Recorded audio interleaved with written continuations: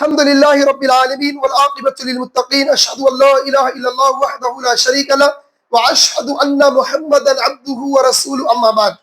محترم حضرات، آج آپ نے الحمدللہ چھٹا پارہ کی تلاوت سنا جس میں دو صورتیں ہیں، سورۃ النساء اور سورۃ المائدہ. سورۃ النساء چھٹے پارے کا آغاز اس بات سے ہوتا ہے کہ اسلامی معاشرہ دنیا کا پاکیزہ ترین معاشرہ ہے اور اس لیے ہر فرد کا فرض ہے کہ وہ خیر کے کاموں کو عام کرے اور برائی کے کاموں کا خاتمہ کرے.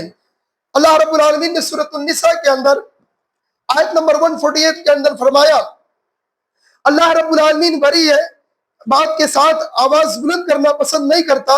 اللہ بری بات کے ساتھ آواز کو بلند کرنا نہیں پسند کرتا، مگر جس پر ظلم کیا ہو اللہ ہمیشہ سب کچھ سننے والا، سب کچھ جاننے والا ہے. اس آیت کریمہ میں بتانے کا مقصد یہ ہے کہ یعنی جو شخص کے ساتھ ظلم ہوا ہے اسے چاہیے کہ وہ اپنا فیصلہ حاکم وقت کے پاس لے کر جائے اور معاشرے اور سماج میں اس بات کو پھیلا کر معاشرے اور سماج کے اندر ایک غلط میسج نہ لوگوں کو دے.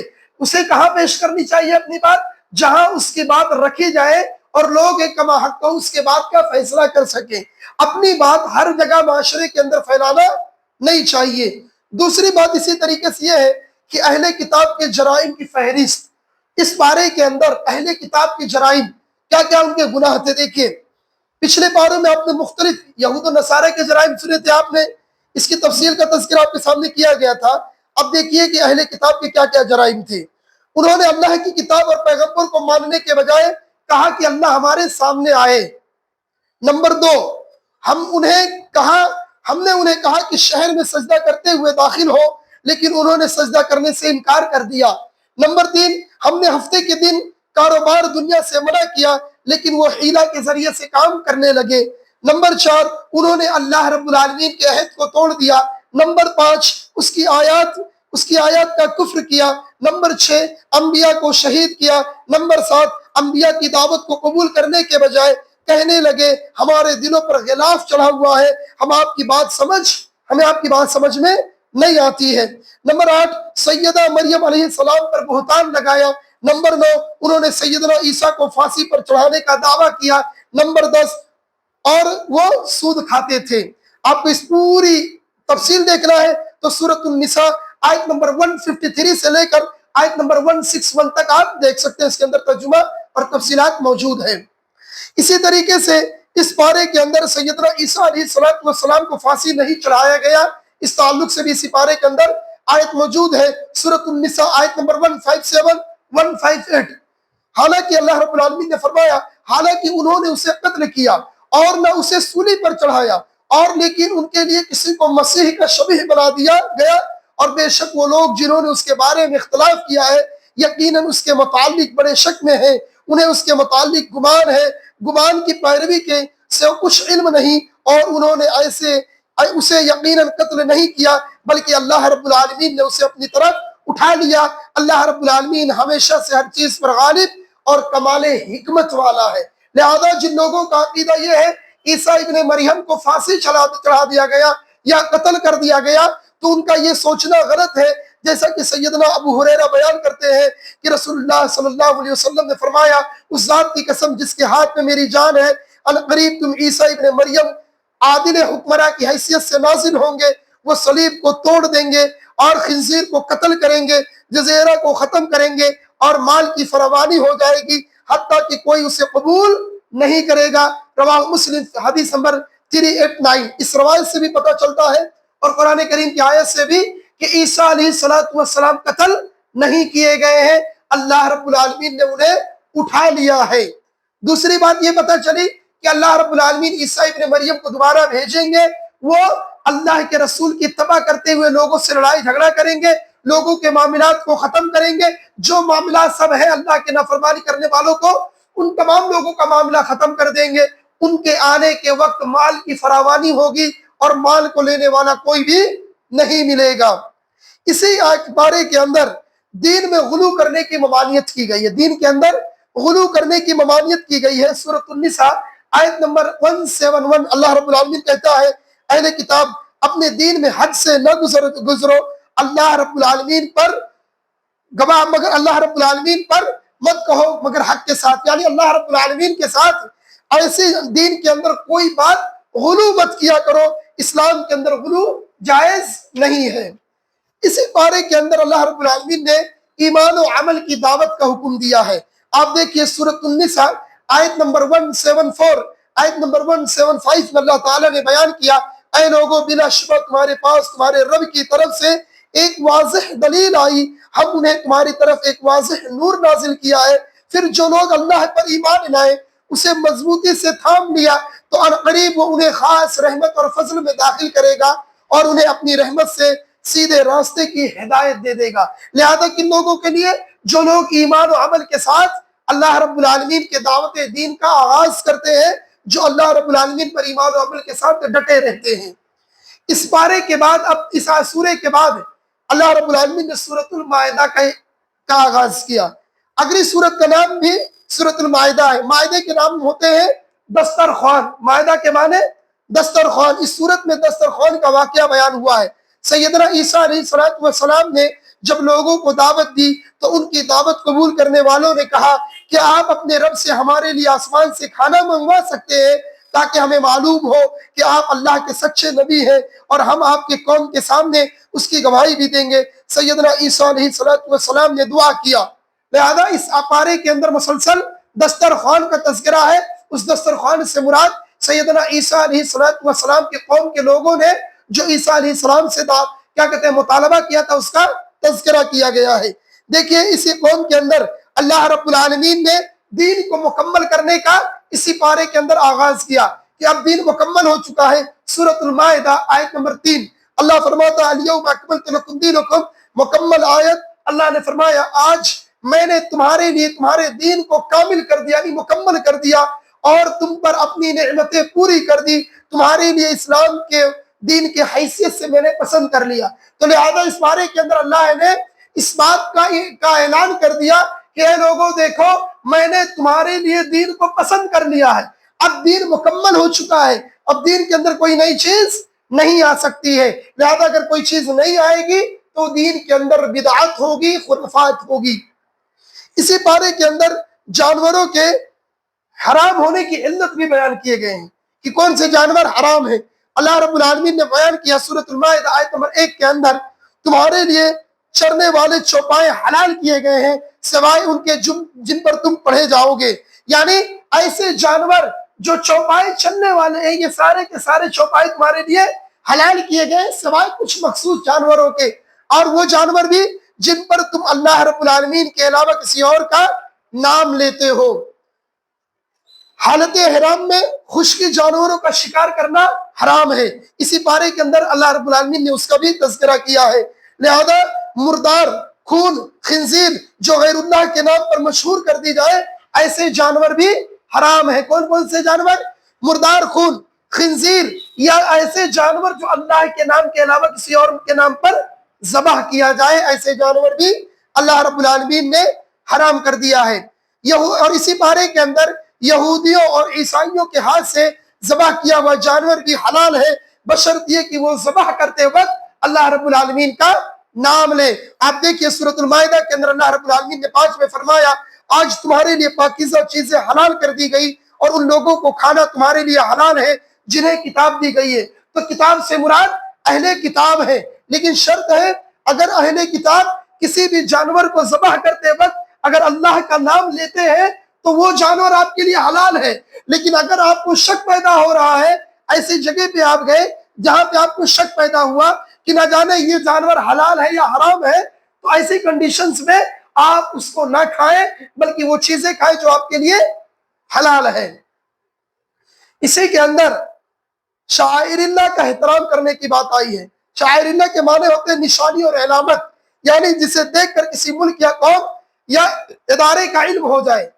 نشانی، اللہ رب العالمین کی نشانی کیا ہے، اس کا بھی احترام کرنا ہمارے لیے ضروری ہے۔ سورۃ المائدہ آیت نمبر 2 کے اندر اللہ رب العالمین نے فرمایا اے لوگوں جو ایمان لائے ہو نہ اللہ کی نشانیوں کی بے حرمتی نہ کرو، یعنی اللہ رب العالمین کی جو نشانیاں دنیا میں آئی ہیں ان نشانیوں کی بے حرمتی مت کرو۔ اللہ تعالیٰ نے اسی کے اندر اس کا بھی تذکرہ کر دیا ہے۔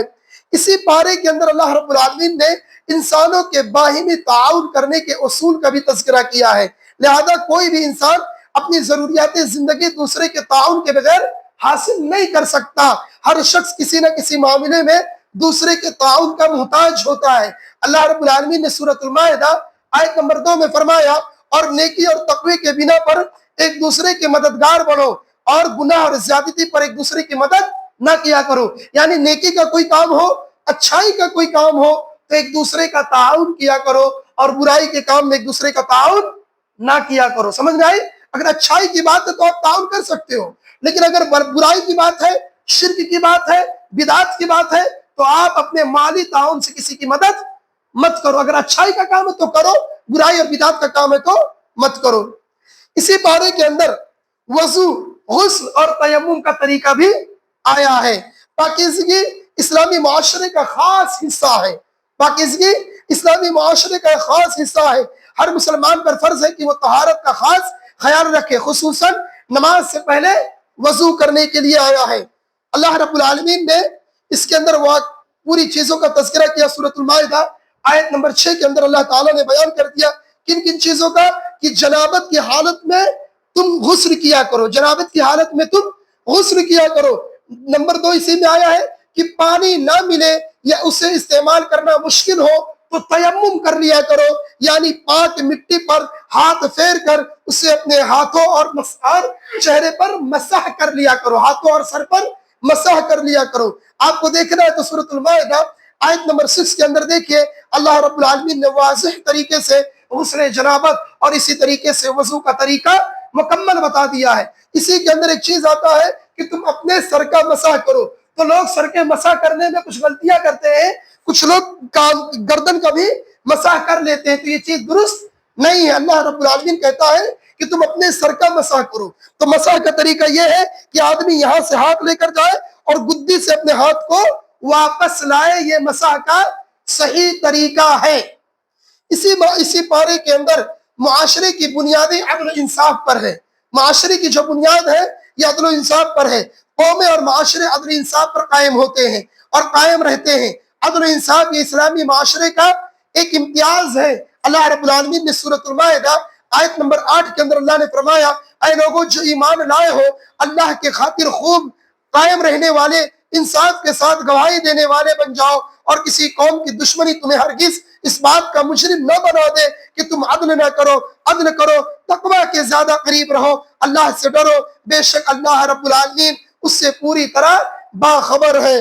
اللہ رب العالمین نے اس میں واضح طریقے سے بتا دیا کہ کسی قوم کا دباؤ کسی شخص کی طرف دیکھ کر آپ عدل و انصاف کا معاملہ ختم مت کرو، لہذا عدل کرتے وقت اپنے نفس کی تائید نہیں کی جائے گی، وہی کام کیا جائے گا جو کتاب و سنت کے اعتبار سے صحیح ہوگا، عدل و انصاف کے ساتھ کام کیا جائے گا۔ جب تک معاشرے میں عدل و انصاف رہے گا، اللہ رب العالمین کی رحمتیں ہمارے ساتھ رہے گی۔ اسی پارے کے اندر اللہ رب العالمین نے چوری کرنے والے مرد و زن کی سزا کے متعلق بیان کیا۔ اللہ رب العالمین نے کہا وَالسَّارِقُ وَالسَّارِقَةُ فَاقْطَعُوا أَيْدِيَهُمَا جَزَاءً بِمَا كَسَبَا نَكَالًا مِنَ اللَّهِ وَاللَّهُ عَزِيزٌ حَكِيمٌ۔ سورۃ المائدہ آیت نمبر 38 میں اللہ تعالیٰ نے فرمایا، اور چور اور چوری کرنے والی، یعنی چور اور چورنی دونوں کے ہاتھ کاٹ دیے جائیں، اور اس کی جزا کے لیے جو دونوں نے کمایا اللہ کی طرف سے عبرت کے لیے۔ اللہ رب العالمین سب پر غالب کمال حکمت والا ہے، یعنی چور اور چورنی جو ہے ان کے ہاتھ کاٹ دیے جائیں۔ لیکن آج کے وقت، آج کی کنڈیشن جہاں پر آپ ہیں، اسے ہندوستان کے اندر یہ نظام نہیں چل سکتا ہے۔ یہ معاملہ کہاں چلے گا؟ جہاں پر اسلامی شریعت نافذ ہوتی ہے۔ پھر چور کی کنڈیشنز دیکھی جائے گی کہ وہ کتنے لائق چوری کیا ہے، لہذا یہ معاملہ جہاں پر عدل و انصاف کا کام کیا جاتا ہے، شرعی نظام چلتا ہے، وہاں پر یہ چیز نافذ کی جائے گی۔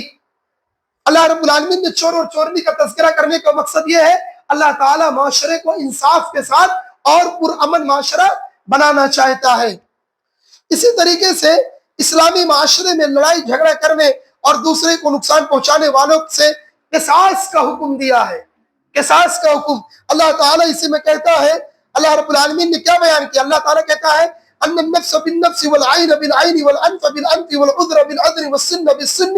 اللہ تعالیٰ نے بیان کیا جان کے بدلے جان، آنکھ کے بدلے آنکھ، اور کیا کہتے ہیں اسی طریقے سے دانت کے بدلے دانت، کان کے بدلے کان، جو چیز جس میں تکلیف دی جائے گی، قصاص کا معاملہ ایسا ہے کہ ہو بہو اس کے ساتھ ویسا ہی بدلہ لیا جائے گا۔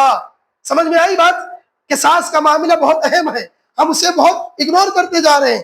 قصاص یہ ہے کہ اگر آپ کو مارا گیا تو مارنے کے بدلے مارا جائے گا، یا جسم کے کسی حصے میں نقصان پہنچایا گیا تو اس کا معاملہ بھی ایسا ہوگا کہ اتنے ہی حصے کو تکلیف پہنچائی جائے گی، کسی کے ساتھ ظلم و زیادتی نہیں کی جائے گی۔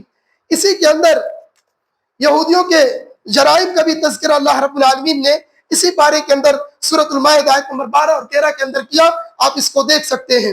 لہذا اسی کے اندر اللہ رب العالمین نے عیسائیوں کے بھی جرائم کا تذکرہ کیا۔ عیسائیوں نے اپنے حصے کی تعلیمات کو فراموش کر دیا، آیات کو بیان کرنے کے بجائے چھپاتے ہیں۔ سیدنا عیسیٰ کے متعلق دو فرقے ہیں، عیسائیوں میں دو فرقے ہیں، سیدنا عیسیٰ کے متعلق دو فرقے پائے جاتے ہیں۔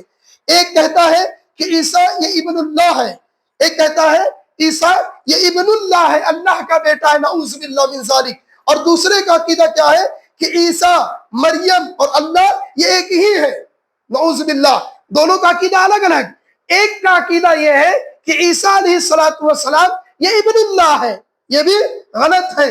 دوسرے فرقے کا ایک عقیدہ یہ ہے کہ عیسیٰ، مریم اور اللہ یہ تینوں مل کر ایک ہی ہو گئے ہیں۔ تو ایسا عقیدہ رکھنا شرک ہے، اللہ رب العالمین پر تہمت ہے، تہمت۔ ایسا عقیدہ رکھنے والا اللہ رب العالمین اسے دنیا میں بھی سزا دے گا، اور اگر دنیا میں بچ گیا تو آخرت کے دن ہرگز ہرگز ایسا آدمی بغیر توبہ کے اگر مر گیا تو بخشا نہیں جائے گا۔ اسی کے اندر اللہ رب العالمین نے یہود و نصارہ سے دوستی کے متعلق فرمایا کہ یہود و نصارہ کے جرائم کا تذکرہ کرنے کے بعد مسلمانوں کو ان جرائم پیشہ لوگوں سے دوستی کرتے ہوئے اللہ رب العالمین نے منع کر دیا ہے۔ اللہ تعالیٰ کہتا ہے سورۃ المائدہ آیت نمبر 51 کے اندر، اے لوگوں جو ایمان لائے ہو، یہود و نصارہ کو دوست نہ بناؤ، ان کے بعض کو بعض کے دوست ہیں، اور تم میں سے جو انہیں دوست بنائے گا تو یقیناً وہ ان میں سے ہے، بے شک اللہ ظالم لوگوں کو ہدایت نہیں دیتا۔ سمجھ میں آئی؟ اگر آپ یہودیوں کو دوست بناتے ہو تو جو جس کے ساتھ دوست ہوگا کل قیامت کے دن اس کے ساتھ اٹھایا جائے گا۔ اور اللہ کے رسول کی حدیث ہے، من تشبہ بقوم فہو منہم، جو قوم کسی قوم کی مشابہت اختیار کرتی ہے وہ اسی میں سے ہو جاتی ہے۔ اسی پارے کے اندر اللہ رب العالمین نے اللہ کے بندوں کی صفات کا تذکرہ کیا۔ اللہ رب العالمین کا فرمان ہے سورۃ المائدہ آیت نمبر 54 کے اندر، اللہ نے فرمایا، اے لوگوں جو ایمان لائے ہو، تم میں سے جو کوئی اپنے دین سے پھر جائے تو یقیناً اللہ رب العالمین ایسے لوگ کو لائے گا جو ان سے محبت کریں گے اور اس سے محبت کریں گے، مومنوں پر بہت نرم ہوں گے، کافروں پر بہت سخت، اللہ کے راستے میں جہاد کریں گے اور کسی ملامت کرنے والے کی ملامت سے نہیں ڈریں گے۔ یہ اللہ کا فضل ہے، وہ اسے دیتا ہے جس کو چاہتا ہے، اللہ وسعت والا، سب کچھ جاننے والا ہے۔ دیکھو اللہ تعالیٰ نے کیا بیان کیا، اگر تم اللہ رب العالمین کے دین سے پھر جاؤ گے، اگر تم اللہ کے دین سے پھر جاؤ گے تو اللہ کو کوئی نقصان ہونے والا نہیں ہے۔ اللہ پھر سے ایسی قوم کو پیدا کرے گا جو لوگ اللہ سے ڈرنے والے ہوں گے، کافروں پر سخت ہوں گے، آپس میں نرم ہوں گے۔ اس کی مثال صحابہ کرام کی دیکھ لیجئے، صحابہ کرام آپس میں کتنے نرم تھے، لیکن کافروں کے لیے جب جنگ کا مقابلہ آتا تھا تو اپنے سینے کے تان کر کھڑے ہو جایا کرتے تھے، مقابلے کے لیے تیار رہا کرتے تھے۔ لہذا جب اپنے میں کوئی بات آتی تھی تو ہر صحابی نرم ہو جایا کرتا تھا، اس کا دل پگھل جایا کرتا تھا۔ اور ایسا اللہ رب العالمین جسے چاہتا ہے اپنے فضل سے نواز دیتا ہے۔ لہذا معزز حاضرین، یہ تھی قرآن کریم کے 6 پارے کی مختصر سی آپ کے سامنے میں نے تذکرہ کیا، اس کا خلاصہ کلام پیش کیا۔ اللہ رب کریم سے دعا ہے کہ رب العالمین ہمیں قرآن کریم کے معانی، مفاہیم کو صحیح معنوں میں سمجھنے، اس کی تلاوت کرنے کی توفیق عطا فرما۔ اللہ ہمیں قرآن اور حدیث سے اپنا رشتہ جوڑنے کی توفیق عطا فرما۔ اللہ ہمیں بدعت اور خرافات سے ہماری حفاظت فرما۔ اے رب کریم، رمضان المبارک کا یہ مقدس مہینہ چل رہا ہے، اے اللہ اس میں جو ہم ٹوٹی پھوٹی، چھوٹی موٹی، بڑی نیکیاں جو بھی کر رہے ہیں، اے اللہ تو اسے اپنے بارگاہ میں قبول کر لے۔ آمین، تقبل یا رب العالمین۔ سبحانک اللہم و بحمدک، اشہد ان لا الہ الا انت، استغفرک و اتوب الیک۔